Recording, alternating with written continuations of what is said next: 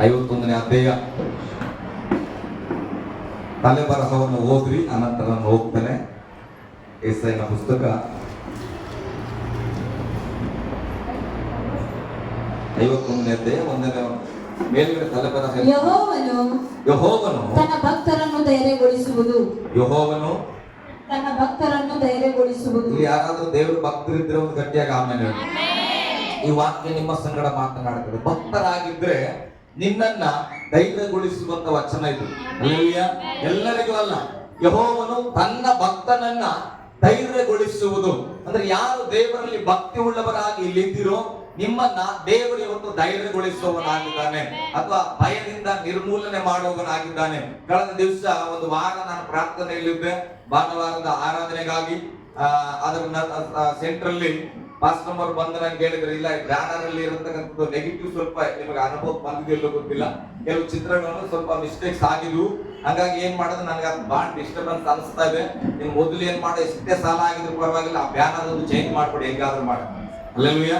ಸರಿ ಅಂತೇಳಿ ನಾವೇನ್ ಮಾಡಿದ್ವಿ, ಯಾಕೆ ನೆಗೆಟಿವ್ ಆಗಿ ಯಾಕೆ ಬಂತು ಅಂತ ನಮ್ಮ ಸಭೆಯಲ್ಲಿ ಒಂದು ಪೋಸ್ಟರ್ ಯಾಕೆ ಅಷ್ಟು ಅನುಭವಗಳಂತ ನಮ್ಮ ಕಣ್ಣಿಗೆ ಕಾಣಲಿಲ್ಲ ಅಂತ ಬೇಜಾರಾಗಿ ಏನ್ ಮಾಡಿದ್ವಿ, ತೆಗೆದು ಅದಕ್ಕೆ ಏನ್ ಮಾಡಿದ್ವಿ, ಆಯ್ತಪ್ಪ ಕತ್ತಲ್ಲ ಬೇಡ, ಈಗ ನಾವು ಕಲರ್ಫುಲ್ ಆಗಿರ್ಬೇಕು. ಹಲ್ಲೆಲೂಯಾ. ಅದಕ್ಕೆ ಏನ್ ಮಾಡಿದ್ವಿ, ಕಲರ್ಫುಲ್ ಅನ್ನ ಇದನ್ನ ಚಾಯ್ಸ್ ಮಾಡಿದೆ.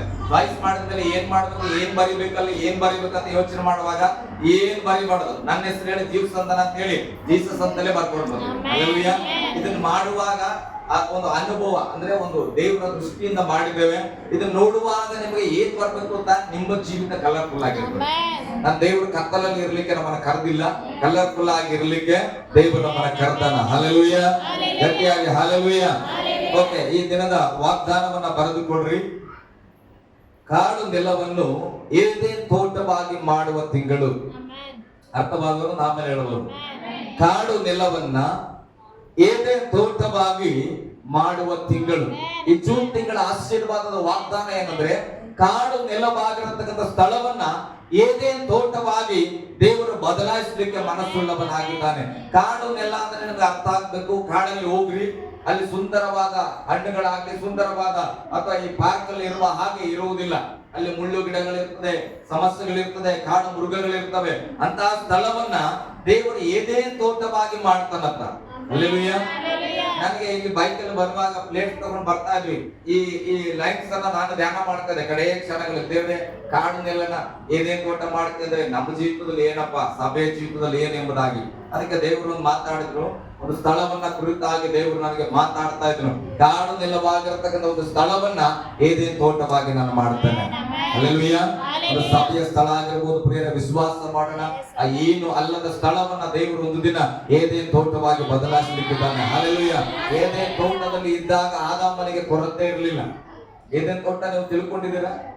ಎಲ್ಲಿ ಓದ್ತೇವೆ ಏದೇನ್ ತೋಟದ ಬಗ್ಗೆ? ಆದಿಕಾಂಡದಲ್ಲಿ ದೇವರು ಮನುಷ್ಯನನ್ನ ಉಂಟು ಮಾಡುವುದಕ್ಕಿಂತ ಮುಂಚಿತವಾಗಿ ಏದೇನ್ ತೋಟವನ್ನ ಉಂಟು ಮಾಡಿದನು. ಏದೇನ್ ತೋಟದಲ್ಲಿ ಮನುಷ್ಯನಿಗೆ ಬೇಕಾದಂತ ಎಲ್ಲ ಅಗತ್ಯತೆಗಳನ್ನ ಉಂಟು ಮಾಡಿ, ಆತನಿಗೆ ಬೇಕಾದ ಹಣ್ಣು ಹಂಪಲುಗಳನ್ನೆಲ್ಲ ಉಂಟು ಮಾಡಿ, ಜೊತೆಗೆ ಒಬ್ಬ ಸಹಕಾರಿಯನ್ನು ಕೂಡ ಉಂಟು ಮಾಡಿ ದೇವರು ಏನ್ ಮಾಡಿದ್ರು, ಆತನನ್ನ ಕರ್ಕೊಂಡು ಹೋಗಿ ಏದೇನ್ ತೋಟದಲ್ಲಿ ಇಟ್ಟನು. ಹಲ್ಲೆಲೂಯಾ. ಅದನ್ನ ನಾನು ನಂಬ್ತೇನೆ. ಕೆಲವು ಸ್ಥಳಗಳಿಗೆ ನಾವು ಹೋಗ್ಲಿಕ್ಕೆ ತಡೆಯಾಗಿದೆ ಅಂದ್ರೆ ಕಾಡು ನೆಲಕ್ಕೆ ಕಳಿಸುವುದಕ್ಕೆ ನನ್ನ ಯೇಸುವಿಗೆ ಮನಸ್ಸಿಲ್ಲ, ಅದನ್ನ ಏದೇನ್ ತೋಟವಾಗಿ ಕಳಿಸುವವನಾಗಿದ್ದಾನೆ. ಹಲ್ಲೆಲೂಯಾ. ನಿನ್ನ ಜೀವಿತದಲ್ಲೂ ಕೂಡ ವಾಗ್ದಾನವಾಗಿ ನಾನು ಮಾತನಾಡ್ತಾ ಇದ್ದೇನೆ. ಯಾವ ಸ್ಥಳಕ್ಕಾಗಿ ನೀನು ಪ್ರಯಾಸ ಪಡ್ತಾ ಇರ್ಬೋದು, ಯಾವ್ದು ಹೊಲಕ್ಕಾಗಿ ಪ್ರಯಾಸ ಪಡ್ತಾ ಇರ್ಬೋದು, ಯಾವ್ದು ಕೆಲಸಕ್ಕಾಗಿ ಪ್ರಯಾಸ ಪಡ್ತಾ ಇರ್ಬೋದು, ಸಂತತಿಗಾಗಿ ಪ್ರಯಾಸ ಪಡ್ತಾ ಇರ್ಬೋದು, ದೇವರ ವಾಕ್ಯ ಹೇಳ್ತದೆ, ಕಾಡು ನೆಲವಾಗಿರ ಸ್ಥಳವನ್ನ ಏದೇನ್ ತೋಟವಾಗಿ ಮಾಡಿ ನಿನ್ನನ್ನ ನಂತರ ನಾನು ಕರ್ಕೊಂಡು ಹೋಗ್ತೇನೆ ಅಂತ ದೇವರ ವಾಗ್ದಾನವಾಗಿದೆ. ಹಲ್ಲೆಲೂಯಾ. ಗಟ್ಟಿಯಾಗಿ ಹಲ್ಲೆಲೂಯಾ. ಕಾಡು ನೆಲ ಅಂದ್ರೆ ನಾವು ಹೋಗಿ ಏನ್ ಮಾಡ್ಬೇಕಾಗ್ತದೆ, ಅದನ್ನ ಹಸಲು ಮಾಡಬೇಕು, ಮುಳ್ಳು ಗಿಡ ತೆಗಿಬೇಕು, ಕಲ್ಲುಗಳನ್ನ ತೆಗಿಬೇಕು, ಆಮೇಲೆ ನಾವು ಬಿತ್ತಿ ಬೆಳಿಬೇಕಾಗ್ತದೆ. ಆದ್ರೆ ಏನೇನ್ ತೋಟ ಆಗಲ್ಲ. ಎಲ್ಲ ಬೆಳೆದು ನಿಂತಿರುವ ಏನೇನ್ ತೋಟದಲ್ಲಿ ಆದಾಮ್ ಅವುಗಳನ್ನ ತೆಗೆದುಕೊಂಡು ಹೋದನು. ಹಲ್ಲೆಲೂಯಾ. ನೀವು ಹೋಗುವ ಸ್ಥಳ, ಪ್ರಿಯ ದೇವರ ಮಕ್ಕಳೇ, ತಡ ಆಗ್ತಾ ಇದೆ ಯಾವತ್ತೂ ನಿರಾಶೆ ಆಗ್ಬೇಡ್ರಿ. ನನ್ನ ಸಂಗಡ ದೇವರು ಬಲವಾಗಿ ಮಾತಾಡಿದ್ರು, ಮಗನೇ ತಡವಾದಷ್ಟು ನಿಮ್ಗೆ ತಲೆ ಕೆಡಿಸ್ಕೊಳ್ಬೇಡ. ಏನು ಕಾಡು ನಿಲುವಾಗಿರ್ತ ನಾನು ಏನೇನ್ ತೋಟ ಮಾಡ್ತೇನೆ. ಹಲ್ಲೆಲೂಯಾ. ಓಕೆ, 51ನೇ ಅಧ್ಯಾಯದಲ್ಲಿ 1ನೇ ವಚನದಿಂದ ಓದೋಣ. ನನ್ನ ಜೊತೆಯಾಗಿರ್ರಿ. ಸದ್ಧರ್ಮ ನಿರತರಾದ ಯೆಹೋವನ ಭಕ್ತರೇ, ಸದ್ಧರ್ಮ ನಿರತರಾದ ಯೆಹೋವನ ಭಕ್ತರೇ, ನನ್ನ ಮಾತನ್ನು ಕೇಳಿರಿ. ಯೆಹೋವನ ಭಕ್ತರು ಮಾತ್ರ ಕೇಳಿಸ್ಕೊಂಡ್ರೆ ಎಲ್ಲಾರು ಕೇಳ್ರಿ ಅಂತ ನಾನು ಹೇಳಲ್ಲ. ದೇವರ ಮೇಲೆ ಭಕ್ತಿ ಇರುವುದಾದ್ರೆ ಈ ದೇವರ ಮಾತುಗಳನ್ನ ಕೇಳಿರಿ. ನೀವು ನೀವು ಯಾವ ಬಂಡೆಯೊಳಗಿಂದ ಒಡೆದು ತೆಗೆಯಲ್ಪಟ್ಟಿರಿ, ಯಾವ ಗುಂಡಿಯಿಂದ ತೋಡಲ್ಪಟ್ಟಿರಿ ಎಂಬುದನ್ನು ನೋಡಿರಿ. ಹಲ್ಲೆಲೂಯ. ಒಂದು ಸಾರಿ ನಮ್ಮ ಜೀವಿತವನ್ನ ತಿರುಗಿ ನೋಡಿದ್ರೆ ನಾವೇನೋ ಒಳ್ಳೆ ಗ್ರಾನೈಟ್ ಬಂಡೆ ಒಳಗಡೆಯಿಂದ ಬಂದವರಲ್ಲ. ಹಲ್ಲೆಲೂಯ. ನಾನಾ ರೀತಿಯಾದ ಕಷ್ಟಗಳಲ್ಲಿ, ಪಾಪದ ಜೀವಿತದಲ್ಲಿ, ಸೋತು ಹೋದ ಜೀವಿತದಲ್ಲಿ ಇದ್ದಂತ ನಮ್ಮನ್ನ ದೇವರ ಗುಂಡಿಯಿಂದ ಎತ್ತುಕೊಂಡು ಬಂದಾನ. ಹಲ್ಲೆಲೂಯ. ಅದಕ್ಕೆ ವಾಕ್ಯ ಹೇಳ್ತದೆ, ನೀವು ಯಾವ ಗುಂಡಿಯಿಂದ ಬಂದಿರಿ ಸ್ವಲ್ಪ ನೆನಪು ಮಾಡಿ ಕೊಡ್ರಿ ಎಂಬುದಾಗಿ. ಸಣ್ಣ ಮಕ್ಕಳು ಗಲಾಟೆ ಮಾಡಬಾರ್ದು ದಯಮಾಡಿ. ಹಲ್ಲೆಲೂಯ. ಗಟ್ಟಿಯಾಗಿ ಹಲ್ಲೆಲೂಯ. ಸ್ವಲ್ಪ ಬೇಗ ಹೋಗೋಣ, ನನಗೆ ವಾಯ್ಸ್ ಹೋಗ್ಬಿಡ್ತದ, ನನಗೆ ಗೊತ್ತಾಗ್ತದೆ. ಸ್ವಲ್ಪ ನೀರಿನ ವ್ಯತ್ಯಾಸ, ಬೇರೆ ನೀರು ಕುಡ್ದಿವಿ, ಹಾಗಾಗಿ ಚೆನ್ನಾಗಿ ನನಗೆ ಸ್ಪಂದಿಸ್ರಿ, ನಾನು ಬೇಗ ಮುಗಿಸ್ತೇನೆ. ಇಲ್ಲಿ ವಾಕ್ಯ ಹೇಳ್ತದೆ, ಯಾವ ಗುಂಡಿಯಿಂದ ತೋಡಲ್ಪಟ್ಟಿರಿ ಎಂಬುದನ್ನ ನೋಡಿರಿ ಎಂಬುದಾಗಿ. ಕಣ್ಣುಗಳನ್ನ ಮುಚ್ಚಲಿಕ್ಕೆ ಸಾಧ್ಯವಾದ್ರೆ ಒಂದು 2 ನಿಮಿಷ ಕಣ್ಣುಗಳನ್ನ ಮುಚ್ಚಲಿ ಪ್ರಿಯರೇ. ನೀವು ಮನೆಯಿಂದ ಬರುವಾಗ ಸದ್ಯಕ್ಕೆ 10 ವರ್ಷಗಳು ಬೇಡ, 20 ವರ್ಷಗಳು ಬೇಡ, ನಿನ್ ಮನೆಯಿಂದ ಬರುವಾಗ ಯಾವ ಗುಂಡಿಯಿಂದ ಎದ್ದು ಬಂದಿದ್ದೀನಿ ನೆನಪು ಮಾಡಿಕ. ಕಳೆದ ವರ್ಷಗಳ ಬಗ್ಗೆ ನಾನು ಮಾತಾಡ್ತಾ ಇಲ್ಲ. ಸಭೆಗೆ ಬರೋಕ್ಕಿಂತ ಮುಂಚೆ ನಿನ್ನ ಜೀವಿತದ ಒಂದು ಗುಂಡಿಯಿಂದ ನೀನು ಇಲ್ಲಿ ಬಂದಿದ್ದೀನಿ. ದೇವರ ಮಗನೇ, ಪ್ರಿಯ ದೇವರ ಮಗಳೇ, ಸಭೆ ಆಶೀರ್ವದಿಸಲ್ಪಡುವ ಸ್ಥಳ, ಸಭೆ ಪರೀಕ್ಷಿಸುವ ಸ್ಥಳ, ಸಭೆ ನಿನ್ನ ಇಷ್ಟಾರ್ಥಗಳನ್ನ ನೆರವೇರಿಸುವಂತ ಒಂದು ಸ್ಥಳ. ನಾನು ಹೇಳ್ತೇನೆ, ನೀನು ಬರುವಾಗ ಕಣ್ಣೀರಿನಿಂದ ಗುಂಡಿಯಿಂದ ಎದ್ದು ಬಂದಿರಬಹುದು, ರೋಗದ ಗುಂಡಿಯಿಂದ ಎದ್ದು ಬಂದಿರಬಹುದು, ಸಮಸ್ಯೆಗಳ ಗುಂಡಿಯಿಂದ ಎದ್ದು ಬಂದಿರಬಹುದು. ನಾನು ಹೇಳ್ತೇನೆ, ದೇವರ ವಾಕ್ಯ ನಮ್ಮನ್ನು ಕೇಳ್ತಾ ಇದೆ, ನೀನು ಯಾವ ಗುಂಡಿಯಿಂದ ಎದ್ದು ಬಂದಿದ್ದಿ ನೋಡಿಕೊಳ್ಳ್ರಿ. ಅನೇಕರು ಪರಿಶುದ್ಧ ಗುಂಡಿಯಿಂದ ಬಂದಿರಬಹುದು, ಅನೇಕರು ಪಾಪದ ಗುಂಡಿಗಳಿಂದ ಎದ್ದು ಬಂದಿರಬಹುದು, ಅನೇಕರು ಸುಳ್ಳಾದ ಜೀವಿತದ ಗುಂಡಿಯಿಂದ ಅಂದ್ರೆ ತಗ್ಗಿನಿಂದ ನೀನು ಎದ್ದು ಬಂದಿರಬಹುದು. ಪ್ರಿಯ ಮಗುವೆ, ಅದನ್ನು ನಾನು ಹೇಳಲಿಕ್ಕೆ ಇಷ್ಟಪಡ್ತೇನೆ. ಸಭೆಯಿಂದ ಹಿಂತಿರುಗಿ ಹೋಗುವಾಗ ಅದೇ ತಗ್ಗಿಗಾಗಿ ನೀನು ಸಿದ್ಧವಾಗಿರಬೇಡ. ಆ ತಗ್ಗನ್ನ ಮಾರ್ಪಡಿಸಿ ದೇವರು ಉನ್ನತವಾದ ಏದೇ ತೋಟವಾಗಿ ಮಾಡಿ ನಿನ್ನನ್ನು ಕರೆದೊಯ್ಯುವುದಕ್ಕೆ ದೇವರ ಮನಸ್ಸುಳ್ಳವನಾಗಿದ್ದಾನೆ. ನಾನು ಹೇಳ್ತೇನೆ, ಆ ತಗ್ಗಿನಿಂದ ಎದ್ದು ಬರುವುದಕ್ಕೆ ನೀನು ಮನಸ್ಸು ಮಾಡಬೇಕು. ಪಾಪದ ತಗ್ಗಿನಿಂದ, ಶಾಪದ ತಗ್ಗಿನಿಂದ, ಕಣ್ಣೀರಿನ ತಗ್ಗಿನಿಂದ ಎದ್ದು ಬರುವುದಕ್ಕೆ ನಿನ್ನಿಂದ ಸಾಧ್ಯ. ನೀನು ಮನಸ್ಸು ಮಾಡಬೇಕಾಗಿದೆ. ಏಸಪ್ಪ ತಂದೆ ಆದವರೇ, ಪ್ರತಿಯೊಬ್ಬರ ಮುಟ್ಟು ಸ್ವಾಮಿ, ನೀವು ಯಾವ ಬಂಡೆಯೊಳಗಿಂದ ಒಡೆದು ತೆಗೆಯಲ್ಪಟ್ಟಿರಿ, ಯಾವ ಗುಂಡಿಯಿಂದ ತೋಡಲ್ಪಟ್ಟಿರಿ ಎಂಬುದನ್ನು ನೋಡಿರಿ. ನಿಮ್ಮ ಪಿತೃವಾದ ಅಬ್ರಹಾಮನನ್ನು, ನಿಮ್ಮನ್ನು ಎತ್ತ ಸಾರಾಳನ್ನು ದೃಷ್ಟಿಸಿರಿ. ಹಲ್ಲೆಲೂಯ. ಗಟ್ಟಿಯಾಗಿ ಹಲ್ಲೆಲೂಯ. ನಮಗೆ ಜನ್ಮ ಕೊಟ್ಟವರ ತಂದೆ ಹೆಸರು ಶ್ರೀನಿವಾಸ್ ಅಂತ, ನಮ್ಮ ಅಪ್ಪನ ಹೆಸರು. ಆದ್ರೆ ಆತ್ಮೀಕವಾಗಿ ಇವತ್ತು ನಾವು ನೀವು ಏನಾಗಿದ್ದೇವೆ? ಅಬ್ರಹಾಮನ ಸಂತತಿ ಆಗಿದ್ದೇವೆ. ಅದಕ್ಕೆ ವಾಕ್ಯ ಹೇಳ್ತಾರೆ, ನಿಮ್ಮ ಪಿತೃವಾದ ಅಬ್ರಹಾಮನನ್ನು, ನಿಮ್ಮ ಎತ್ತ ಸಾರಾಳನ್ನು ದೃಷ್ಟಿಸಿರಿ ಎಂಬುದಾಗಿ. ಒಂದು ಸಾರಿ ಅಬ್ರಹಾಮನ್ ಅಂದ್ರೆ ನಿಮ್ಗೆ ಏನ್ ನೆನಪು ಬರ್ಲಿಕ್ಕೆ ಸಾಧ್ಯ? ಅಬ್ರಹಾಮ್ ಅಂದ್ರೆ ಯಾರು? ಹಲ್ಲೆಲೂಯ. ಬೈಬಲ್ ನಲ್ಲಿ ಇರತಕ್ಕಂಥ ಅಬ್ರಹಾಮನು ಏನಾಗಿದ್ದನು? ನಂಬಿಗಸ್ತನಾಗಿದ್ರು. ಓಕೆ, ಪಾಸಿಟಿವ್ ಹೇಳ್ಬೇಡ್ರಿ, ನೆಗೆಟಿವ್ ಹೇಳ್ರಿ. ನೋಡು, ಅಬ್ರಹಾಮನ ಬಗ್ಗೆ ಬಲಹೀನತೆ ಮಾತಾಡೋದಾದ್ರೆ, ಹಲ್ಲೆಲೂಯ, ಬಂದ ಪಾಸ್ಟ್ ಎಲ್ಲ ನಂಬಿಕೆ ಬಗ್ಗೆನೇ ಮಾತಾಡೋದು ಸಾರ್. ಅಬ್ರಹಾಮನ ಬಗ್ಗೆ ತಪ್ಪಾದದ್ದು ಏನು ಹೇಳಿಲ್ಲ. ಹಲ್ಲೆಲೂಯ. ಓಕೆ, ಸ್ತೋತ್ರ. ಆತನ ತಪ್ಪಾಗಿ ಇರ್ಲಿಲ್ಲ, ಆದ್ರೆ ಅಬ್ರಹಾಮನ ಮುದುಕ ಆಗಿದ್ದ ಅಲ್ಲ, ಒಪ್ಪಿನ ಪ್ರಯಾಣಲಿದ್ದ ಅಂದ್ರೆ ಆಸೆಗಳನ್ನ ಕಳ್ಕೊಂಡ ವ್ಯಕ್ತಿ, ಬಲಹೀನವಾದ ವ್ಯಕ್ತಿ, ನಿರಾಶೆ ಹೊಂದಿದ ವ್ಯಕ್ತಿ. 9 ವರ್ಷಗಳಾಗಿದ್ರು ಕೂಡ ಏನಿಲ್ಲ, ಆತನಿಗೆ ಮಕ್ಕಳಿಲ್ಲ. ಹಂಗಾಗಿ ಆತ ನಿರಾಶೆ ಆದಂತ ವ್ಯಕ್ತಿ ನಿಮ್ಮ ಮನಸ್ಸಿಗೆ ಬರಬೇಕು. ದೇವರ ಆತ್ಮನ ಎಚ್ಚರಿಸ್ತಾ ಇದ್ದಾನೆ. ಅಬ್ರಹಾಮನನ್ನ ನೆನಪು ಮಾಡಿಕೊಡ್ರಂದ್ರೆ ಅಬ್ರಹಾಮನ ಕೊರತೆ ಉಳ್ಳವನಾಗಿದ್ದನು. ಹಲ್ಲೆಲೂಯ. ಎಲ್ಲಾರು ಅವಮಾನಿಸಲ್ಪಟ್ಟ ವ್ಯಕ್ತಿ, ಈತನಿಗೆ ಒಂದು ಮಗು ಇಲ್ಲ. ಹಲ್ಲೆಲೂಯ. ಸಾರಾಳ ಜೀವಿತವನ್ನ ನೋಡುವಾಗಲೂ ಕೂಡ ಅದೇ ನಾವು ಕಾಣುತ್ತೇವೆ. ನಿಮ್ಮನ್ನು ಎತ್ತ ಸಾರಾಳನ್ನ ದೃಷ್ಟಿಸಿರಿ. ಸಾರಾಳು ಯಾವಾಗಲೂ ಘನತೆ ಉಳ್ಳ ವ್ಯಕ್ತಿ ಆಗಿದ್ದಲ್ಲ ಅಥವಾ ಅವಮಾನಿಸಲ್ಪಟ್ಟ ಸ್ತ್ರೀ ಆಗಿದ್ದಳು? ಅವಮಾನಿಸಲ್ಪಟ್ಟವಳಾಗಿದ್ದಾರೆ. ಹಾಗಾದ್ರೆ ಅವರನ್ನ ದೃಷ್ಟಿಸಿ ಅಂತ ದೇವರು ನಮಗೆ ಹೇಳುವಾಗ, ಅಬ್ರಾಮನನ್ನ ದೃಷ್ಟಿಸುವಾಗ, ಸಾರಳನ್ನ ದೃಷ್ಟಿಸುವಾಗ ನಮ್ಮೆಲ್ಲರ ಜೀವಿತ ಒಂದು ಸಾರಿ ಕಣ್ಣು ಮುಂದೆ ಬರ್ತದೆ. ಯಾಕಂದ್ರೆ ಒಂದು ದಿನ ನಾವು ಕೂಡ ಅವಮಾನಿಸಲ್ಪಟ್ಟವರಾಗಿದ್ದೆವು. ಹಲ್ಲೆಲೂಯಾ. ನಾನು ಆಗಿದ್ದೆ, ಇವಾಗೂ ಆಗಿದ್ದೇನೆ. ನನಗೆ ನಂಬಿಕೆ ಇದೆ, ಒಂದು ದಿನ ನನ್ನ ತಲೆ ಎತ್ತಲ್ಪಡ್ತದ. ಹಲ್ಲೆಲೂಯಾ. ಯಾಕಂದ್ರೆ ಮುಂದೆ ವಚನಗಳು ಅದ್ಭುತವಾಗಿ ಮಾತನಾಡ್ತದೆ, ನನಗೆ ನಿರೀಕ್ಷೆ ಉಂಟು. ಇಲ್ಲಿ ವಾಕ್ಯ ಹೇಳ್ತದೆ, ಪಿತೃನಾದಂತ ಅಬ್ರಾಮನನ್ನು ನಿಮ್ಮನ್ನು ಎತ್ತ ಸಾರಳನನ್ನ ದೃಷ್ಟಿಸಿರಿ. ಅಬ್ರಹಾಮನು ಒಬ್ಬನೇ ಇದ್ದಾಗ ನಾನು ಅವನನ್ನ ಕರೆದು ಆಶೀರ್ವದಿಸಿ ಸಂತಾನದಿಂದ ಹೆಚ್ಚಿಸಿದೆನಲ್ಲವೇ. ಹಲ್ಲೆಲೂಯಾ. ಅಬ್ರಹಾಮನು ಒಬ್ಬನೇ ಇರುವಾಗ ತಂದೆಯಾದ ದೇವರು ಅಬ್ರಹಾಮನನ್ನ ಕರೆಯಲ್ಪಟ್ಟನು. ಇವತ್ತು ಸಭೆಯಲ್ಲಿ ಕುಟುಂಬವಾಗಿ ಎಷ್ಟು ಜನ ಇಲ್ಲಿದ್ದೀರಿ? ನಾನು ನನ್ನ ಮಕ್ಕಳು ಎಲ್ಲರೂ ಇಲ್ಲೇ ಇದ್ದೇವೆ ಅನ್ನೋರು ಯಾರಾದ್ರೂ ಇದ್ರೆ ಕೈ ಎತ್ತರ.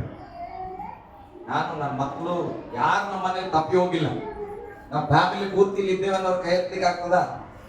ಇಲ್ಲ. ಹಲ್ಲೆಲೂಯಾ.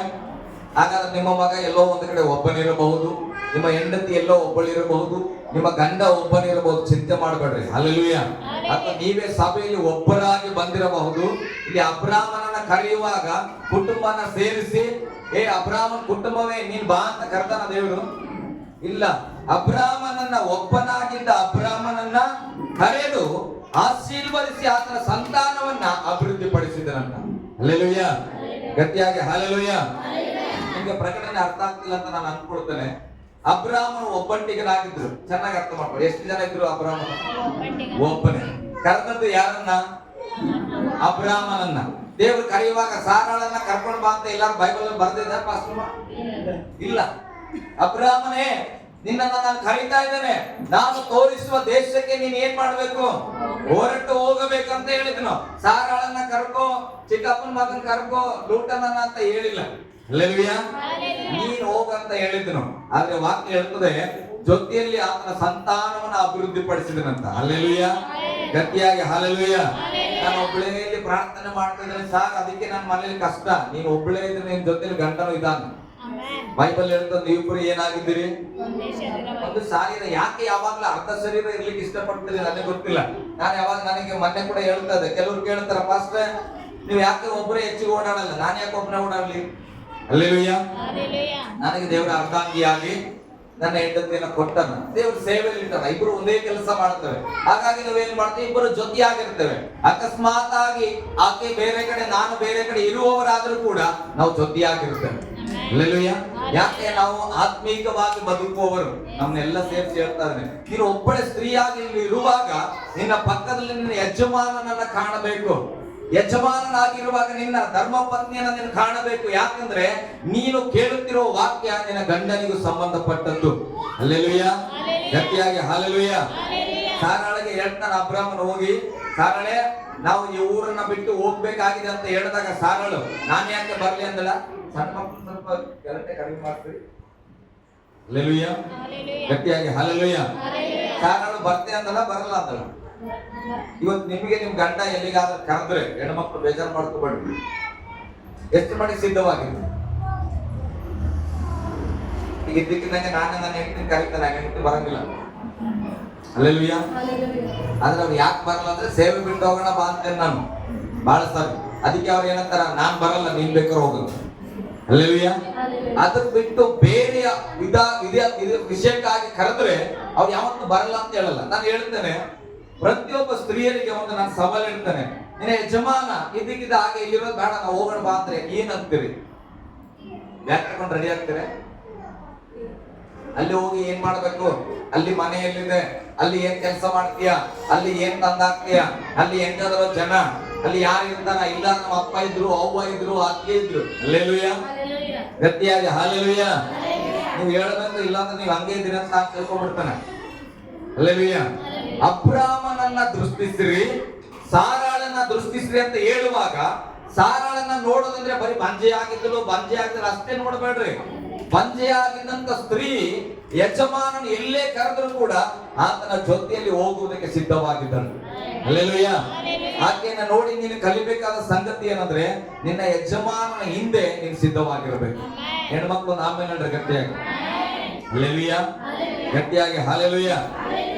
ಸಾರಾಳ ಜಾಗದಲ್ಲಿ ಇದ್ರೆ ಇವತ್ತಿನ ದಿನಮಾನದ ಹೆಣ್ಮಕ್ಳು ಇದ್ದಿದ್ರೆ ತಪ್ಪು ತಿಳ್ಕೊಬೇಡ್ರಿ.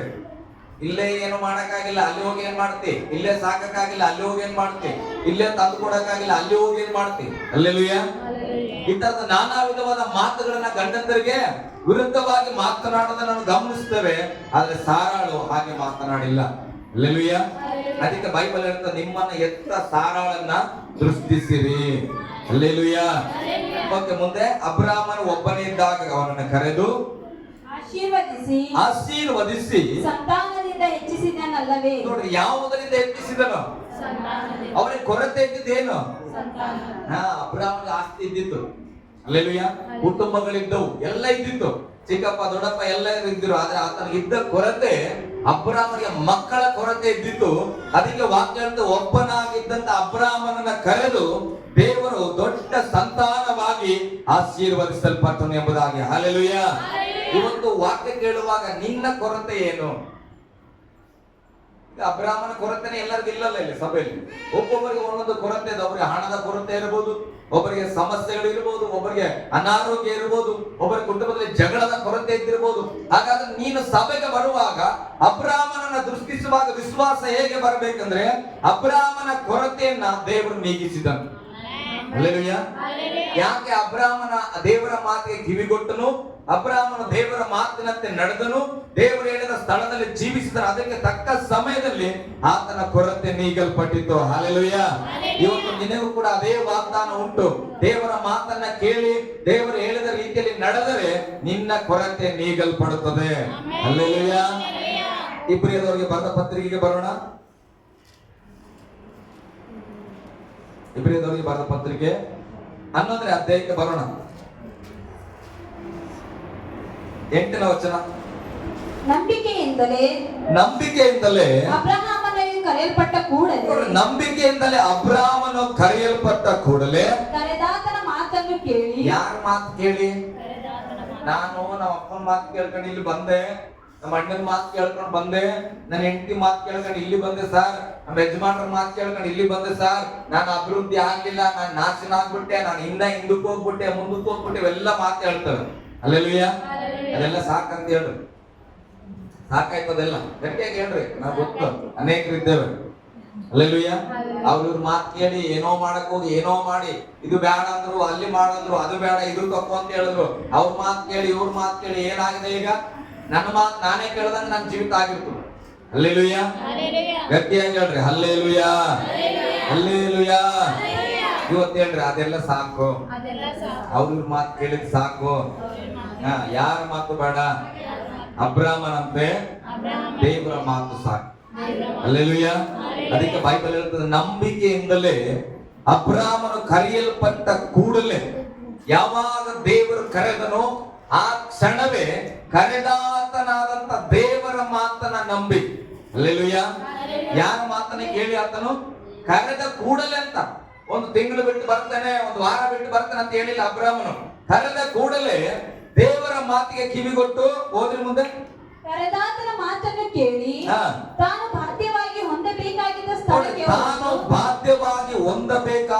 ಸ್ಥಳಕ್ಕೆ ಹೊರಟು ಹೋದನು. ಅಬ್ರಾಮನಿಗೆ ಒಂದು ಸ್ಥಳ ಇತ್ತು, ಆತನಿಗೆ ಆದ ಮನೆ ಇದ್ದಿತ್ತು. ಆದ್ರೆ ದೇವರು ಕರೆಯಲ್ಪಟ್ಟಾಗ ಆತನ ಅರ್ಥ ಮಾಡಿಕೊಂಡನು, ನಾನು ಹೊಂದಿಕೊಳ್ಳಬೇಕಾಗಿರುವ ಸ್ಥಳ ಇದಲ್ಲ. ಹಲ್ಲೆಲೂಯ. ಗಟ್ಟಿಯಾಗಿ ಹಲ್ಲೆಲೂಯ. ದೇವರು ಅನೇಕರ ಸಂಗಡ ಮಾತಾಡ್ತಾನೆ, ನೀವು ಎಚ್ಚರವಾಗಿ ಕೇಳಿಸ್ಕೊಡ್ರಿ. ಅಬ್ರಾಮನ ಒಂದು ಸ್ಥಳದಲ್ಲಿ ಆರಾಮ ಸೆಟ್ಲ್ ಆಗಿದ್ದಾನ. ಆ ಸೆಟ್ಲ್ ಆಗಿರೋ ಸ್ಥಳದಿಂದ ದೇವರು ಕರೀತಾ ಇದ್ದಾನೆ ಬೇರೆ ಸ್ಥಳಕ್ಕೆ. ಅವಾಗ ದೇವರ ಮಾತಿಗೆ ಕೇಳಿ ಆತನ ಏನ್ ಮಾಡಿದ್ರು, ಹೋಗ್ಲಿಕ್ಕೆ ಸಿದ್ಧವಾದನು. ಬೈಬಲ್ ಹೇಳ್ತದೆ ಅವಾಗ ಆತನ ಅಂದುಕೊಂಡಿದ್ದು, ನಾನು ಬಾಧ್ಯವಾಗಿ ಹೊಂದಬೇಕಾದ ಸ್ಥಳಕ್ಕೆ ನಾನು ಹೋಗ್ತೇನೆ. ಹಲ್ಲೆಲೂಯ. ಹಾಗಾದ್ರೆ ಇದುವರೆಗೆ ಇದ್ದ ಸ್ಥಳ ಏನು? ಹಲ್ಲೆಲೂಯ. ಇದುವರೆಗೂ ಉಳಿದಾನ ಮನೆಯಾಗ ಆರಾಮಾಗಿ ಗಂಡ ಹೆಂಡತಿ ಉಳಿದಾರ, ಊಟ ಮಾಡ್ರ, ಎಲ್ಲ ಮಾಡ್ರ. ಆದ್ರೆ ಆ ಸ್ಥಳ ಅವನಿಗೆ ಬಾಧ್ಯವಾಗಿಲ್ಲ. ಹಲ್ಲೆಲೂಯ. ಆತನಿಗೆ ಬಾಧ್ಯವಾದ ಸ್ಥಳವನ್ನ ದೇವರು ಮತ್ತೊಂದರ ಉಂಟು ಮಾಡಿದ್ದಾನೆ. ಆ ಸ್ಥಳಕ್ಕಾಗಿ ಅಬ್ರಾಮನು ಸಿದ್ಧಗೊಂಡನು. ನಾನು ನಿಮಗೆ ಪ್ರಶ್ನೆ ಹಾಕ್ತೇನೆ, ದೇವರು ಏನಾದ್ರು ಒಂದು ಸ್ಥಳ ಬಿಟ್ಟು, ಒಂದು ಕೆಲಸ ಬಿಟ್ಟು, ಅಥವಾ ಒಂದು ವಿಶ್ವಾಸ ಏನೋ ನಿಮ್ಮದೇ ಆದ ಅಪನಂಬಿಕೆಗಳನ್ನು ಬಿಟ್ಟು ಬಾ ಎಂಬುದಾಗಿ ಕರೆಯುವುದಾದ್ರೆ ನೀವು ಸಿದ್ಧವಾಗಿದ್ದೀರಾ? ಹಲ್ಲೆಲೂಯ. ಓಕೆ, ಮುಂದೆ ಹೋದ್ರಿ. ತಾನು ಹೋಗಬೇಕಾದ ಸ್ಥಳವು ತಾನು ಹೋಗಬೇಕಾದ ಸ್ಥಳವು ಯಾವುದೆಂದು ತಿಳಿಯದೆ ಹೊರಟನು. ಏನಂತ, ನನಗೆ ಬಾಧ್ಯ ಆಗಬೇಕಾದ ಸ್ಥಳಕ್ಕೆ ನಾನು ಹೋಗ್ತೇನೆ ಅಂತ ಹೇಳ್ತಾನೆ, ಆದ್ರೆ ಆ ಸ್ಥಳ ಯಾವುದಂತ ಗೊತ್ತಿಲ್ಲ. ಆತನ ನಂಬಿಕೆ ನೋಡ್ರಿ, ತಾನು ಹೋಗಬೇಕಾದ ಸ್ಥಳವು, ಸೇರಬೇಕಾದ ಸ್ಥಳವು ಯಾವುದೆಂದು ಗೊತ್ತಿಲ್ಲದೆ ಹೊರಟನು. ಹಲ್ಲೆಲೂಯ, ಗಟ್ಟಿಯಾಗಿ ಹಲ್ಲೆಲೂಯ. ಮತ್ತೆ ನೀವು ನಿಮ್ಮ ಯಜಮಾನ ಕರೆದಾಗ ಯಾಕೆ ಅಂತ ಪ್ರಶ್ನೆ ಮಾಡ್ತೀರಿ? ಹೆಣ್ಮಕ್ಳದೇ ಸಮಸ್ಯೆ. ನಾವು ಒಂದು ವಾರ ಪ್ರಾರ್ಥನೆ ಮಾಡಿದ್ವಿ. ಹಲ್ಲೆಲೂಯ. ಇದು ನನಗಾಗಿ ಹೇಳ್ತಿಲ್ಲ, ನಿಮಗಾಗಿ ಹೇಳ್ತಾರೆ. ಹಲ್ಲೆಲೂಯ. ಪಾಸ್ಟ್ ನನಗೆ ಹೇಳುದು, ನಿನಗೆ ಹೇಳೋದು. ಬೇಜಾರು ಮಾಡ್ಕೋಬೇಡ. ದೇವ್ರ ಮಾತು ನಿನಗೆ ಮಾತಾಡ್ತಾ ಇರೋದು. ನಿನ್ ಗಂಡನ ಮಾತಿಗೆ ನೀನ್ ಯಾಕೆ ವಿಧಿ ಆಗಲ್ಲ? ಹಲ್ಲೆಲೂಯ. ವಾಕ್ಯ ಹೇಳುತ್ತದೆ ಏನಂತ, ಗೊತ್ತಿಲ್ಲದೆ ಹೋದ್ರಂತ. ಇವತ್ತು ಗೊತ್ತಿರೋ ಸ್ಥಳ ಕರೆದ್ರು ಕೂಡ ಬರಂಗಿಲ್ಲ ಹೆಣ್ಮಕ್ಳು. ಹಲ್ಲೆಲೂಯ. ಹೆಣ್ಮಕ್ಳು ಮಾತ್ರ ಹೇಳ್ರಿ ಹಲ್ಲೆಲೂಯ. ಗಂಡು ಮಕ್ಳ ಕಡೆ ಬರ್ತಾರೆ. ಆಮೇಲೆ ಮುಂದೆ ಹೋದ್ರಿ. ನಂಬಿಕೆಯಿಂದಲೇ ಅವನು ವಾಗ್ದಾನದ ದೇಶಕ್ಕೆ ಬಂದಾಗ ಅಲ್ಲಿ ಅನ್ಯ ದೇಶದಲ್ಲಿ ಇದ್ದವನಂತೆ ಡೇರೆಗಳಲ್ಲಿ ಇದ್ದುಕೊಂಡು ಪ್ರವಾಸಿಯಾಗಿ ಬದುಕಿದನು. ನೋಡ್ರಿ, ಸ್ವಂತ ಮನೆಯಾಗ ಇದ್ದನು. ಯಾರು? ಅಬ್ರಾಮ. ದೇವರು ಕರೆದಾಗ ಇದೆಲ್ಲ ನನ್ನ ಬಾಧ್ಯತೆ ಅಂತ ಹೇಳಿ ಆತನು ಗೊತ್ತಿಲ್ಲದೆ ದೇವರ ಮಾತಿಗೆ ಕಿವಿಗೊಟ್ಟು ಹೋದಾಗ, ಈಗ ಒಂದು ಗುಡಿಸ್ಲಿತ್ತಂತ ಇಟ್ಕೊಳ್ರಿ. ಯಾರಾದ್ರೂ ಕರೆದ್ರೆ ಏನ್ ಬಯಸ್ತಾರೆ? ಗುಡಿಸಲಲ್ಲಿ ಹಾಕಿರ್ತೀಯ ಬಾಯ್ಲಿ ಆರ್ಸಿಸಿ ಛತ್ತಿನ ಮನೆ ಕೊಡ್ತೇನೆ ಅಂದ್ರೆ ವಿಶ್ವಾಸ ಬರ್ತದ. ಆಯ್ತು ಬಿಡಪ್ಪ, ಗುಡಿಸಿ ಬೇಡ, ನಾವು ಛತ್ತಿನ ಮನೆಗೆ ಇಟ್ಕೊಂಡು ಹೋಗ್ತೇವೆ. ಆದ್ರೆ ಛತ್ತಿನ ಮನೆಯಲ್ಲಿ ಇದ್ದವನ್ನ ಟೈಲ್ಸ್ ಗ್ರಾನೈಟ್ ಹಾಕೊಂಡು ಇದ್ದಂತ ವ್ಯಕ್ತಿಯನ್ನ ಕರೆದು, ಬಾಪ ನಾನು ಅಲ್ಲಿ ಒಂದು ಗುಡಿಸ್ಲು ಹಾಕೊಡ್ತೇನೆ, ಅಲ್ಲಿ ಇರೋದ್ರೆ ಹೋಗ್ತೀರಾ? ಹಲ್ಲೆಲೂಯ. ಇಲ್ಲಿ ಅಬ್ರಾಮನು ಹೋಗ್ಯಾನ, ಮನೆಯಲ್ಲಿ ಇಲ್ಲ. ಮನೆಯಲ್ಲಿ ಇದ್ದದ್ದನ್ನ ಬಿಟ್ಟು ಬೇರೆ ಅಂದ್ರೆ ಗುಡಿಸಲು. ಅಲ್ಲಿ ಎಲ್ಲದರಲ್ಲಿ ಟೆಂಟ್ ಹಾಕಿ ಬದುಕುವಂತ ಜೀವಿತ. ಈಗ ಸಾರಾಳ ಜಾಗಕ್ಕೆ ನಾನು ಬರ್ತಾನೆ, ಅಲ್ಲಿ ಹೋದ ತಕ್ಷಣ ಆ ಡೇರೆಯನ್ನ ನೋಡಿದಾಗ, ಇಲ್ಲಿ ನಮ್ಮಲ್ಲಿ ಯಾರಾದ್ರೂ ಸಾರಾಳ ಅಲ್ಲಿ ಇದ್ದಿದ್ರೆ ಹೆಂಗಿರ್ತಿತ್ತು ಮಾತು? ಹಲ್ಲೆಲೂಯ. ಎಲ್ಲಿರ್ಬೇಕನ್ನ ಇದ್ರಾಗ ಮೈ ತೊಳ್ಕೋಬೇಕು. ಎಲ್ಲಿ ಅಲ್ಲ, ಪ್ರಶ್ನೆ ಅದಲ್ಲ. ಹೆಣ್ಮಕ್ಳು ಬಟ್ಟೆ ಹೋಗ್ಬೇಕಲ್ಲಿ, ಒಣಗಾಕ್ಬೇಕಲ್ಲಿ. ನಾವು ಅಪ್ಪನ ಮನೆಗೆ ಹಂಗಿದ್ದ ಹಿಂಗಿದ್ದ, ಯಾಕೆ ಮದುವೆ ಮಾಡ್ಕೊಂಡೆ? ಹಲ್ಲೆಲೂಯ. ಅಪ್ಪನ ಮನೆಗೆ ಇರಲಿತ್ತು ಸಂತೋಷವಾಗಿ. ಹಲ್ಲೆಲೂಯ. ನನ್ನ ಹೆಂಡತಿ ಕೂಡ ಎಣ್ಣೆ, ನಮ್ಮ ಅಮ್ಮ ಕೂಡ ಹೆಣ್ಣು, ನಮ್ಮ ಅಕ್ಕಂದ್ರೆ ಇಬ್ರು ಹೆಣ್ಮಕ್ಳು. ಹೆಣ್ಮಕ್ಳ ಬಗ್ಗೆ ನಾನು ತಪ್ಪಾಗಿ ಮಾತಾಡ್ತಿಲ್ಲ. ಇವತ್ತು ಹೆಣ್ಮಕ್ಳಿಂದ ಕುಟುಂಬಗಳು ಬಿದ್ದು ಹೋಗ್ತಾ ಇದೆ. ಹಲ್ಲೆಲೂಯ. ಗಟ್ಟಿಯಾಗಿ ಹಲ್ಲೆಲೂಯ. ಆ ಡೇರೆಗಳಲ್ಲಿ ಏನ್ ಮಾಡಿದ್ರಂತ? ಪ್ರವಾಸಿಯಾಗಿ ಬದುಕಿದರು. ಅಂದ್ರೆ ಅಲ್ಲೂ ಶಾಶ್ವತ ಇಲ್ಲ. ದೇವರು ಕಳಿಸಿರುವ ಸ್ಥಳದಲ್ಲಿ ಹೋಗಿ ಒಂದು ಡೇರೆಯನ್ನು ಹಾಕಿಕೊಂಡವರು ಪ್ರವಾಸಿಗಳ, ಅನ್ಯರ ಮಧ್ಯದಲ್ಲಿ, ಅನ್ಯ ಜಾತಿಯವರ ಹಾಗೆ ಅನ್ಯರ ದೇಶದವರಂತೆ ಅವ್ರು ಏನ್ ಮಾಡಿದ್ರು? ಡೇರೆಗಳಲ್ಲಿ ಇದ್ದುಕೊಂಡು ಪ್ರವಾಸಿಯಾಗಿ ಬದುಕಿದನು. ಹಲ್ಲೆಲೂಯ. ಇದನ್ನೇ ದೇವರು ಅಬ್ರಾಹ್ಮಣನ ಗಮನಿಸಿ ಅಂತ ಹೇಳ್ತಾರ. ನನಗೂ ಅನ್ವಯಿಸ್ತಾ ಇದೆ. ನಾನ್ ಕೇಳ್ತಾ, ದೇವರು ಯಾಕಪ್ಪ ಇಲ್ಲಿ ಒಂದು ಬಾಡಿಗೆ ಮನೆ ಸಿಗಲ್ಲ? ಹಲ್ಲೆಲೂಯ. ಅಬ್ರಾಹ್ಮನಿಗೆ ನಾನು ಬಾಡಿಗೆ ಮನೆ ಕೊಟ್ಟಿಲ್ಲ ಮಗ, ಡೇರೆಗಳನ್ನು ಕೊಟ್ಟಿದ್ದನು. ಹಲ್ಲೆಲೂಯ. ಎಲ್ಲಿ ಹೋದಲ್ಲಿ ಡೇರೆ ಹಾಕೊಂಡು ಬದುಕುತ್ತಾ ಇದ್ದನು. ಹಲ್ಲೆಲೂಯ. ಚೆನ್ನಾಗಿ ನೆನಪಿರ್ಲಿ. ಡೇರೆ ಅಂದ್ರೆ ಗುಡಿಸಲು. ಇಲ್ಲಿ ನಾವು ನೋಡ್ತಾವಲ್ಲ, ನಳಂದ ಶಾಲೆ ಹತ್ರ ಹೋದ್ರೆ ಅನೇಕ ಮಂದಿ ನಾವು ಗಮನಿಸ್ತೇವೆ. ಪಾಪ ನಾನು ಯೋಚನೆ ಮಾಡ್ತೇನೆ, ನಮ್ಗೆ ಮಳೆ ಬಂದ್ರೆ ಇಲ್ಲೇ ಬರ್ತದೆ ಚರ್ಚ್ ಒಳಗಡೆ ನೀರು. ಹಾಗಾದ್ರೆ ಅವ್ರ ಗುಡಿಸಲಲ್ಲಿ ಹೆಂಗೆ ಬರಬೇಕು? ಅವ್ರು ಬದುಕುತ್ತಾ ಇಲ್ಲ. ಹಲ್ಲೆಲೂಯ. ಅಂತ ಡೇರೆಗಳನ್ನ ಹಾಕಿಕೊಂಡು ಅಬ್ರಾಮನು ಬದುಕಿದನು. ಮುಂದೆ ಅದೇ ವಾಗ್ದಾನಕ್ಕೆ ಸಹಭಾಗ್ಯರಾಗಿದ್ದ ಇಸಾಕನು. ನೋಡ್ರಿ, ಒಂದ್ಸಾರಿ ನಮ್ಮ ಅಪ್ಪ ಅಂದ್ರೆ ಕಷ್ಟ ಹೇಳ್ತಾ ಇರ್ತಾರ. ನಿಮ್ಮ ಮನೇಲಿ ನಿಮ್ಮ ಅಪ್ಪ ಕೂಡ ಹೇಳಿರ್ತಾರ, ನಿಮ್ಮ ಅಜ್ಜಿ ಕೂಡ ಹೇಳಿರ್ತಾರ, ನಮ್ ಕಾಲದಾಗ ಮಗ ಅಕ್ಕಿ ತರಕ್ಕೆ ಕಾಸು ಇರ್ಲಿಲ್ಲ, ನಾವೇನ್ ಮಾಡ್ತಿದ್ವಿ? ಬರೀ ಜೋಳದಲ್ಲಿ ರೊಟ್ಟಿ ಮಾತ್ರ ತಿಂತಾ ಇದ್ವಿ, ಏನು ನವಣೆ ಹಾಕಿ ನಾವು ಏನೋ ಒಂದು ತಿಂತಾ ಇದ್ವಿ, ಇದ್ದಿದ್ರಲ್ಲಿ ಕಾಲ ಕಳೀತಾ ಇದ್ವಿ ಅಂದ್ರೆ ನಾವೇನಂತೇವೆ? ಅದು ನಿಮ್ ಕಾಲ, ಇದು ನಮ್ ಕಾಲ. ಹಲ್ಲೆಲೂಯ. ಅದು ಬೇರೆ ಇದು ಬೇರೆ ಅಂತ ನಾವು ಹೇಳ್ತೇವೆ. ಆದ್ರೆ ಅಬ್ರಾಹ್ಮನ ಸಂತತಿ ಮುಗಿದ ಮೇಲೆ ಮುಂದಿನ ವಚನ ಹೇಳ್ತದೆ, ಅದೇ ವಾಗ್ದಾನಕ್ಕೆ ಸಹಭಾಗ್ಯರಾಗಿದ್ದ ಯಾರು? ಇಸಾಕನು ಮತ್ತೆ ಯಾಕೋಬನು ಅವನಂತೆ ಡೇರೆಗಳಲ್ಲಿ ವಾಸ ಮಾಡಿದ್ರು. ವಾಗ್ದಾನ ಬೇಕಂದ್ರೆ ಎಲ್ಲರಿಗೂ ಒಂದೇ ಮಾರ್ಗ. ಅಬ್ರಾಹ್ಮನಿಗೆ ಒಂದು ಮಾರ್ಗ, ಮಗನಿಗೊಂದು ಮಾರ್ಗ ಇಲ್ಲ. ವಾಗ್ದಾನ ಅಂತ ಹೇಳಿದ್ರೆ ಎಲ್ಲರಿಗೂ ಒಂದೇ. ಪರಲೋಕಕ್ಕೆ ಹೋಗ್ಬೇಕಂದ್ರೆ ಅಷ್ಟು ಬೇರೆ ಮಾರ್ಗ ಆದ. ಅವ್ರು ಯಾವಾಗ ಜಪ ಮಾಡಿ ಹೋಗ್ಬೇಕು. ಹಲ್ಲೆಲೂಯ. ನಾವು ಬಿಲ್ಲುವರಿದ್ದು ನಡೀತದ, ವಾರಕ್ಕೊಂದೇ ಜಪ ಮಾಡಿದ್ರೆ ಹಂಗಿಲ್ಲ. ಎಲ್ಲರೂ ಹೋಗ್ತಾ ಇರೋದು ಏನು ಒಂದೇ ದಾರಿಯಲ್ಲಿ ಹೋಗ್ತಾ ಇದ್ರು, ಒಂದೇ ಬಸ್ ಅಲ್ಲಿ ಪ್ರಯಾಣ ಮಾಡ್ತಾ ಇದ್ಮೇಲೆ ಎಲ್ಲರಿಗೂ ಸೇಮ್ ಟಿಕೆಟ್ ಇರ್ತದ, ಬೇರೆ ಬೇರೆ ಇರ್ತದ? ಇಲ್ಲ, ಫಾಸ್ಟ್ ಕರ್ರಿಗೆ ಅದರಲ್ಲ, ನೀವು ಬಳ್ಳಿಗಿದ್ದೀರಿ ಟಿಕೆಟ್ ಬದಲಾಗ್ತದ? ಇಲ್ಲ. ಹಲ್ಲೆಲೂಯ. ಗಟ್ಟಿಯಾಗಿ ಹಲ್ಲೆಲೂಯ. ಅಂದಮೇಲೆ ಮಗನು ಮೊಮ್ಮಗನು ಕೂಡ ಏನ್ ಮಾಡ್ತಾರೆ, ಅವರು ಕೂಡ ಸಹಭಾಗ್ಯರಾಗಿರುವ ಕಾರಣ ಡೇರೆಗಳಲ್ಲಿ ವಾಸ ಮಾಡ್ತಾ ಇದ್ರು. ಹಲ್ಲೆಲೂಯ. ಇವತ್ತು ನಮಗೂ ಕೂಡ ಅಬ್ರಾಮನ ವಾಗ್ದಾನ ಇದೆ, ನಾವು ಕೂಡ ಅಬ್ರಾಮನ ಸಂತತಿ. ಹಾಗಾದ್ರೆ ಕೆಲವು ಸಮಯಗಳು ದೇವರು ನಮ್ಮನ್ನ ಡೇರೆಗಳಲ್ಲಿ ಇರ್ತವೆ. ನಮ್ಮ ಮನಸ್ಥಿತಿ ಹೇಗಿದೆ? ಕೆಲವು ಸಮಯ ಗುಡಿಸಲಲ್ಲಿ ಇಡಬಹುದು ನಮ್ಮನ್ನ ದೇವರು, ಕೆಲವು ಸಾರಿ ಸಣ್ಣ ಪುಟ್ಟ ಮನೆಗಳಲ್ಲಿ ದೇವರು ನಮ್ಮನ್ನ ಇಡಬಹುದು. ಆಗ ನಮ್ಮ ಮನಸ್ಸು ಏನ್ ಅನ್ಕೊಳ್ತದೆ? ವಾಗ್ದಾನದ ಮೇಲೆ ನಂಬಿಕೆ ಇದ್ರೆ ಇವತ್ತಿನ ಮನೆ ಪರಿಸ್ಥಿತಿ ನೋಡಬಾರದು ಪ್ರಿಯರೇ. ಹಲ್ಲೆಲೂಯ. ಇವತ್ತು ತಗಡ ಅದರಿ, ನಾನು ಅಂದಿದ್ದೇನೆ ಇಲ್ಲ ಅಂತಿಲ್ಲ, ಆದ್ರೆ ದೇವರು ಮಾತಾಡದೆ ಅನ್ನೋದು ಅನಿವಾರ್ಯ ಇದ್ದಾಗ ಆ ಡೇರೆಗಳಲ್ಲೂ ಕೂಡ ನಾವು ಬದುಕಬೇಕಾಗ್ತದೆ. ಯಾಕೆ ಬದುಕಬೇಕು? ಮುಂದೆ ಒಂದು ಸ್ವಲ್ಪ ಓದಿ ಮನೆಗೆ. ಯಾಕೆಂದರೆ ಅವನು ಶಾಶ್ವತವಾದ ಅಸ್ತಿವಾರಗಳು. ನೋಡಿ, ಯಾಕೆ ಅಬ್ರಾಮನು ಆ ಸ್ಥಳಗಳಲ್ಲಿ ಬದುಕಿದನು, ಡೇರೆಯಲ್ಲಿ ಬದುಕಿದನಂದ್ರೆ ಯಾಕೆಂದರೆ ಅವನು ಶಾಶ್ವತವಾದ ಅಸ್ತಿವಾರಗಳುಳ್ಳ ಪಟ್ಟಣವನ್ನು ಅಂದರೆ ದೇವರು ಸಂಕಲ್ಪಿಸಿ ನಿರ್ಮಿಸಿದ ಪಟ್ಟಣವನ್ನ ಎದುರು ನೋಡುತ್ತಾ ಇದ್ದನು. ಹಲ್ಲೆಲೂಯ.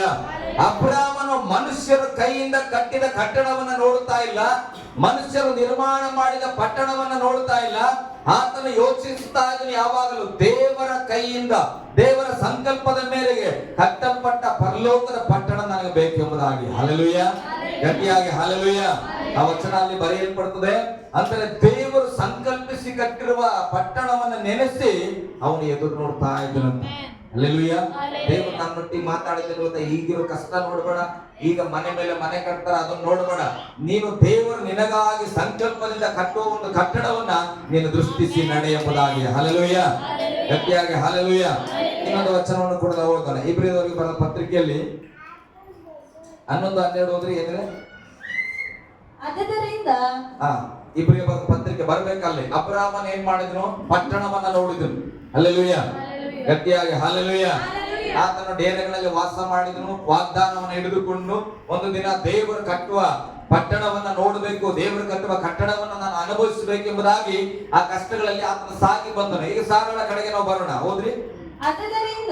ಆದುದರಿಂದ ಮೃತಪ್ರಾಯನಾಗಿದ್ದ ಒಬ್ಬನಿಂದ ಆಕಾಶದ ನಕ್ಷತ್ರಗಳಂತೆಯೂ. ಎಷ್ಟು ವಚನ ಮಗ? 10:10ರಿಂದ 11. ಇದಲ್ಲದೆ ಸಾರಾಳು. ನೋಡ್ರಿ, ಇದಲ್ಲದೆ ಸಾರಳ ಅಬ್ರಾಮಂದು ಮುಗಿತು. ಇದಲ್ಲದೆ ಸಾರಳು ವಾಗ್ದಾನ ಮಾಡಿದಾತನ ನಂಬತಕ್ಕವೆಂದೆಣಿಸಿ, ದೇವರು ಮಾಡಿದ ವಾಗ್ದಾನಗಳು ನಂಬುವುದಕ್ಕೆ ಯೋಗ್ಯವು ಎಂಬುದಾಗಿ ಎಣಿಸಿ, ತಾನು ಪ್ರಾಯ ಮೀರಿದವಳಾಗಿದ್ದರು. ತಾನು ಪ್ರಾಯ ಮೀರಿದವಳಾಗಿದ್ದರು ನಂಬಿಕೆಯಿಂದಲೇ ಗರ್ಭವತಿ ಆಗುವುದಕ್ಕೆ ಶಕ್ತಿಯನ್ನ ಹೊಂದಿದಳು. ಹಲ್ಲೆಲೂಯ. ಅಬ್ರಾಮನ ಕೊರತೆ ಒಂದಾದ್ರೆ ಸಾರಳ ಕೊರತೆ ಒಂದು.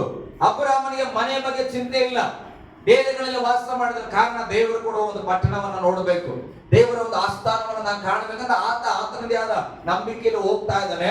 ಹಾಗಾದ್ರೆ ಹೆಂಡತಿಯಾದ ಸಾರಾಳ ಯಾಕೆ ನಂಬಿದ್ರು?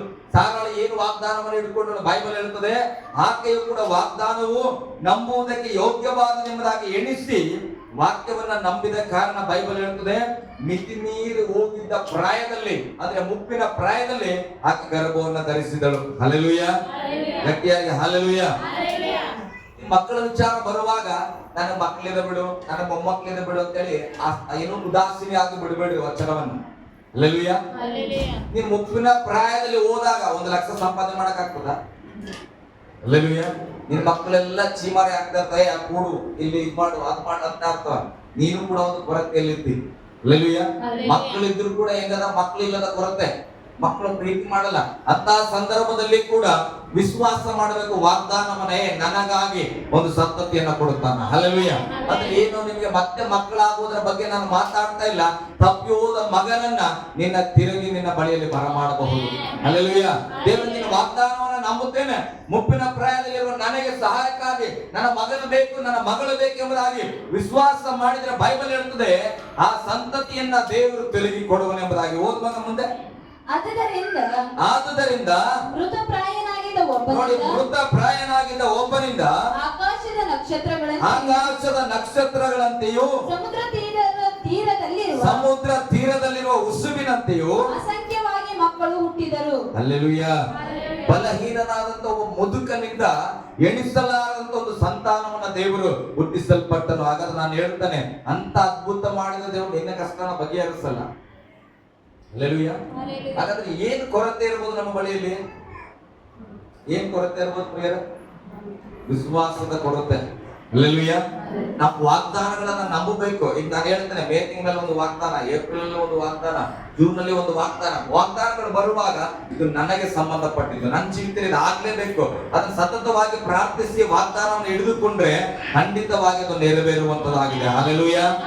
ಈ ತಿಂಗಳ ವಾಗ್ದಾನ ಏನ್ ಹೇಳ್ರಿ ನೋಡುವ. ಜೂನ್ ತಿಂಗಳದ್ದು ಕಾಡು ನೆಲವನ್ನ ಏದೇನ್ ತೋಟವಾಗಿ ಮಾಡುವ ಸ್ಥಳ. ನಿನ್ ಮಗ ಭಯಂಕರ ಕುಡುಕ, ಜಗಳ ಮಾಡ್ತಾನ. ಇದು ಏನೇನ್ ತೋಟನ? ಇಲ್ಲ, ಇದೇನು ಕಾಡು ತೋಟ. ಬರೀ ನೆಲ ನಾ ಯಾವ್ದು ಸೈಟ್ ತಗೊಂಡಿಲ್ಲ ಬಿಡ್ರಿ ಸರ್, ನಮ್ಗೆ ಸಂಬಂಧ ಇಲ್ಲ. ಹಲ್ಲೆಲೂಯಾ. ನಾ ಯಾವ್ದು ಹೊಲ ಬಯಸ್ತಾ ಇಲ್ಲ ಬಿಡ್ರಿ ಸರ್. ಅಲ್ಲ, ಕಾಡು ನೆಲ ಅಂತ ಹೇಳುವಾಗ ನೆಗೆಟಿವ್ ಸ್ಥಳಗಳು, ನೆಗೆಟಿವ್ ವ್ಯಕ್ತಿಗಳು, ಅವರನ್ನ ನಿನ್ನ ಮನಸ್ಸಲ್ಲಿ ಹಾಕಿಕೊಡ್ಬೇಕು. ದೇವ್ರೆ, ಇದು ಕಾಡು ನೆಲ ಆಗದ, ಇದನ್ನು ಏದೇನ್ ತೋಟವಾಗಿ ನಾನು ಮಾಡ್ತೇನೆ. ಹಲ್ಲೆಲೂಯಾ. ನಾನು ನಂಬುತ್ತೇನೆ, ಇದು ಏದೇನ್ ತೋಟವಾಗಿ ಬದಲಾಗ್ತದೆ. ಪರಿಸ್ಥಿತಿ, ಸಾಲದ ಪರಿಸ್ಥಿತಿ, ಹಿಂಸೆ, ಇದು ದೇವರು ವಾಗ್ದಾನ ಮಾಡೋಣ, ಇದೇನಾಗ್ತದೆ, ಕೊಡುವ ಒಂದು ಸಂತತಿಯಾಗಿ ಮಾರ್ಪಾಡಾಗ್ತದೆ. ಹಲ್ಲೆಲೂಯಾ. ಗಟ್ಟಿಯಾಗಿ ಹಲ್ಲೆಲೂಯಾ. ಓಕೆ, ಮುಂದೆ ಸ್ವಲ್ಪ ಓದೋಣ. ಹಾಗೆ 51ನೇ ಅಧ್ಯಾಯಕ್ಕೆ ವಾಪಸ್ ಬನ್ರಿ. ಯೆಶಾಯನ ಪುಸ್ತಕ ಇಲ್ಲಿ ಇರೋ ಒಂದು ಹಲ್ಲೆಲೂಯಾ ಹೇಳ್ರಿ. ಹಲ್ಲೆಲೂಯಾ. ಓಕೆ, ನಾನು ಬೇಗ ಮುಗಿಸ್ತೇನೆ. ಯೆಶಾಯ 51:7ನೇ ವಚನ ಓದ್ರಿ. ಧರ್ಮವನ್ನರಿತು ನೋಡ್ರಿ, ಧರ್ಮವನ್ನ ಅರಿತು ನನ್ನ ಉಪದೇಶವನ್ನು ಹೃದಯದಲ್ಲಿ ಇಟ್ಟುಕೊಂಡಿರುವ ಜನರೇ. ನೋಡ್ರಿ, ಗಮನಿಸ್ರಿ. ಈಗ ಧರ್ಮವನ್ನ ಅರಿತು ದೇವರ ಉಪದೇಶವನ್ನ ಹೃದಯದಲ್ಲಿ ಇಟ್ಟುಕೊಂಡಿರುವ ಜನರೇ ಕಿವಿಗೊಡಿರಿ. ಎಲ್ಲಾರು ದೇವರ ವಾಕ್ಯಕ್ಕೆ ಕಿವಿಗೊಡಕ್ ಆಗಲ್ಲ. ಯಾರು ಧರ್ಮವನ್ನ ಅನುಸರಿಸಿ ನಡೀತಾ ಇರ್ತಾರೋ, ಯಾರು ದೇವರ ಉಪದೇಶವನ್ನ ತನ್ನ ಹೃದಯದಲ್ಲಿ ಇಟ್ಟುಕೊಂಡಿರ್ತಾರೋ, ಆ ವ್ಯಕ್ತಿ ಮಾತ್ರ ದೇವರ ಮಾತಿಗೆ ಕಿವಿಗೊಳ್ಳಿಕ್ಕೆ ಸಾಧ್ಯ. ಜ್ಞಾನೋಕ್ತ ಪುಸ್ತಕದಲ್ಲಿ ನಾವು ಓದ್ತಾ ಇದ್ವಿ ಏನಂತ, ನಿನ್ನ ದೇವರ ಪ್ರೀತಿ ಸತ್ಯತೆಗಳನ್ನ ನಿನ್ನ ಹೃದಯದಲ್ಲಿ ಬರೆದಿಟ್ಟುಕೋ. ಮುಂದಿನ ವಚನ ಓದುವಾಗ, ನಿನ್ನ ಸ್ವಂತ ಜ್ಞಾನವನ್ನ ಆಧಾರ ಮಾಡಿಕೊಳ್ಳದೆ ಸರ್ವವನ್ನ ದೇವರಿಗೆ ಒಪ್ಪಿಸಿಕೊಡು ಎಂಬುದಾಗಿ. ಹಲ್ಲೆಲೂಯಾ. ಗಟ್ಟಿಯಾಗಿ ಹಲ್ಲೆಲೂಯಾ. ಹಾಗೆ ಇಲ್ಲಿ ವಾಕ್ಯ ಹೇಳ್ತದೆ, ಯಾರು ದೇವರ ಉಪದೇಶವನ್ನ ತಮ್ಮ ಹೃದಯದಲ್ಲಿ ಇಟ್ಟುಕೊಂಡಿರುವ ಜನರೇ ಕಿವಿಗೊಡಿರಿ. ಮತ್ತೆ ಮನುಷ್ಯರ ದೂರಿಗೆ ಹೆದರಬೇಡಿರಿ. ಮನುಷ್ಯರ ದೂರು ಅಂದ್ರೆ ಏನು? ಕಂಪ್ಲೇಂಟ್. ಏಸೋಣ ಸರಿಗಿಲ್ಲ. ಹಲ್ಲೆಲೂಯಾ. ಏಸೋಣ ಅಂಗಡಿ ಕುಡಿತಾರ, ಏಸೋಣ ಜಗಳ ಮಾಡ್ತಾರ, ಏಸೋಣ ಸರಿನೇ ಇಲ್ಲ. ಇದು ನಾನೊಬ್ಬ ಮನುಷ್ಯನಾಗಿ ಅವ್ರ ಮೇಲೆ ಏನ್ ಮಾಡ್ತಾ ಇದ್ದಾನೆ? ಕಂಪ್ಲೇಂಟ್ ಅಂದ್ರೆ ದೂರು ಕೊಡ್ತಾ ಇದ್ದಾನೆ. ಹಲ್ಲೆಲೂಯಾ. ಹೋಗಿ ಹೋಗಿ 4 ಜನಕ್ಕೆ ದೂರು ಕೊಟ್ಟೆ, ಒಂದು ಊರಿಗೆ ದೂರು ಕೊಟ್ಟೆ. ಏಸೋಣ ಅಂದ್ರೆ ಖರಾಬ್ ವ್ಯಕ್ತಿ, ಅವ್ರ ಹಂಗಿಲ್ಲ. ಉದಾಹರಣೆಗೆ ಹೇಳ್ತಾರೆ. ಹಲ್ಲೆಲೂಯಾ. ಇಲ್ಲದೆ ಇರೋದನ್ನ ನಾನು ಏನ್ ಮಾಡ್ತೀನಿ? ದೂರು ಮಾಡ್ತಾ ಇದ್ದೇನೆ ಅಂದ್ರೆ ಆಪಾದನೆ ಹೊರಿಸುತ್ತಾ ಇದ್ದೇನೆ. ಈಗ ಏನ್ ಮಾಡ್ಬೇಕು? ಅಣ್ಣ ಇಡೀ ಊರು ತುಂಬಾ ಸುಭಾಷ್ ಹೇಳ್ಬಿಟ್ರ ಏಸು ಸರಿಗಿಲ್ಲ ಅಂತ ಹೇಳಿ, ನನಗೆ ಯಾರ ಮುಖ ತೋರ್ಸಕ್ ಮನ್ಸಿಲ್ಲ, ಎಲ್ಲಿ ಹೋಗಕ್ಕೆ ಮನ್ಸಿಲ್ಲ, ಮನೆಯಲ್ಲಿ ಕೂತ್ಕೊಳ್ಬೇಕಾ? ಹಲ್ಲೆಲೂಯಾ. ಗಟ್ಟಿಯಾಗಿ ಒಂದು ಹಲ್ಲೆಲೂಯಾ ಹೇಳು. ನನಗೆ ದೇವ್ರು ಮಾತಾಡಿದ್ರು, ಮಗನೇ ನಿನ್ ಬಗ್ಗೆ 1000 ದೂರು ಕೊಟ್ಟಿರಬಹುದು. ಹಲ್ಲೆಲೂಯಾ. ಮನುಷ್ಯರ ದೂರಿಗೂ ಇಲ್ಲಿ ವಚನ ಹೇಳ್ತದೆ ಏನಂತ, ಮನುಷ್ಯರ ಕಂಪ್ಲೇಂಟಿಗೂ ಏನ್ ಮಾಡ್ಬೇಡ್ರಿ.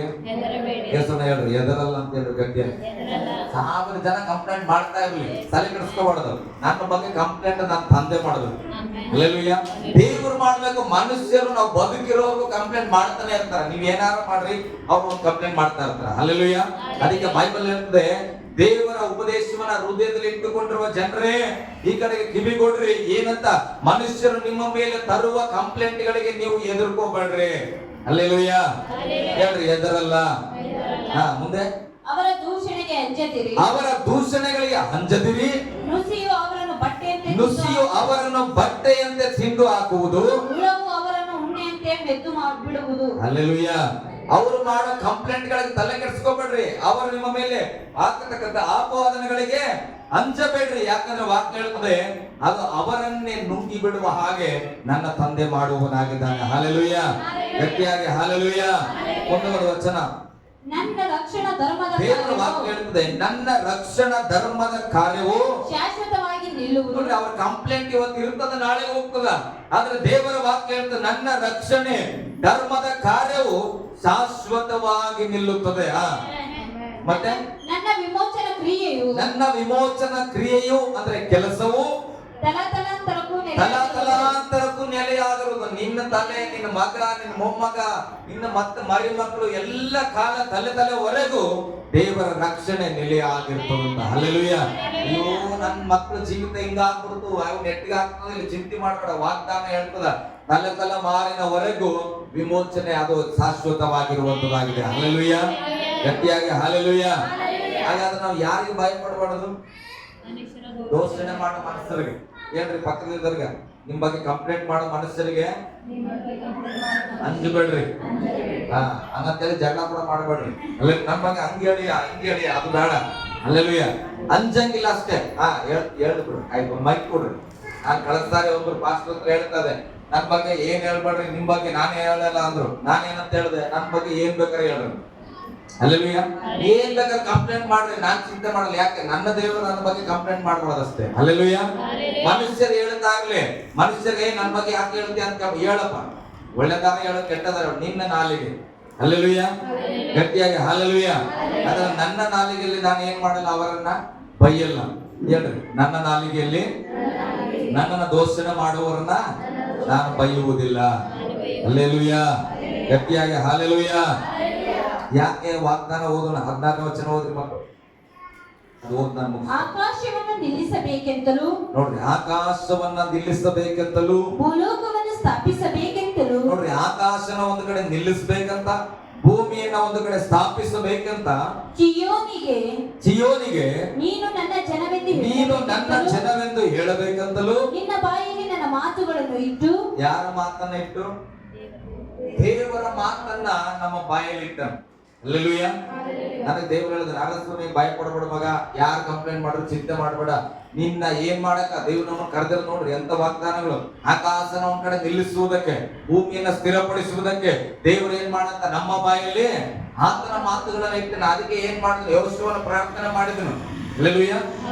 ಮತ್ತೆ ಎಲಿಯನ ಪ್ರಾರ್ಥನೆ ಮಾಡಿದ್ರು. ಬೆಂಕಿ ಮಳೆ ಬರ್ಬೇಕಂದ್ರೆ ಬೆಂಕಿ ಮಳೆ ಬಂತು. ಅಲ್ಲೆಲೂಯ. ಒಂದು ದಿನ ಅಲ್ಲೇ ಸೂರ್ಯಚಂದ್ರ ನಿಂತ್ಕೊಳ್ರಿ ಅಂದ್ರೆ ಏನಾಯ್ತು? ನಿಂತುಕೊಳ್ಳೋದು. ಕಾರಣ ದೇವರ ಮಾತು ಯಾರ ಬಾಯಲ್ಲಿ ಇರ್ತದೋ ಅವ್ರಿಗೆ ಇಂಥ ಅಧಿಕಾರಗಳು ಉಂಟು ಪ್ರಿಯರೇ. ಹಲ್ಲೆಲೂಯ. ಓಕೆ, ಮುಂದೆ ಹೋದ್ರೆ ಹೆಂಗೆ? ನನ್ನ